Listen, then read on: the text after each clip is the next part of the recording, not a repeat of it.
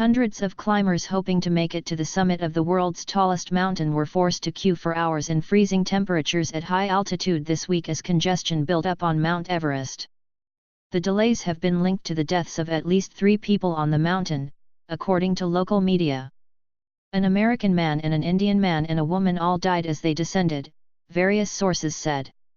Donald Lynn Cash, 54 and from Utah, collapsed while taking photographs at the summit and died as he was being taken down the mountain by Sherpas, according to Pioneer Adventure, his expedition's organizer. Cash, who leaves a wife and 4 children, died accomplishing his dream of summiting the 7 summits, his daughter Danielle Cook posted on Facebook on Wednesday, referring to the challenge of climbing the highest peaks on all 7 continents. Anjali Kulkarni and Kalpana Das died in similar circumstances in separate incidents, said the Kathmandu Post.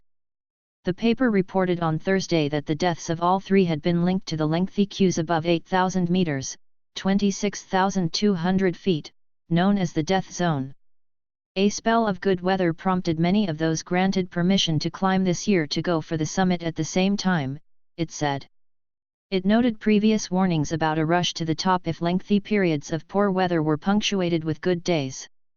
This is a huge problem because the route is already dangerous, and there is always risk. And a lot of traffic makes the journey quite difficult, Pioneer Adventures manager, Nivsh Karki, told the New York Times. Kulkarni, 54, died while still in the death zone, according to Thupten Sherpa, the general manager of her expeditions agency.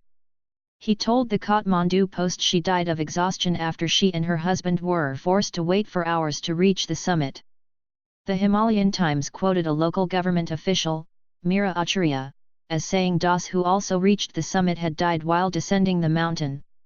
Cash's daughter told NBC's Today Show that a cause of death has not been officially determined, but family members believe he suffered a heart attack.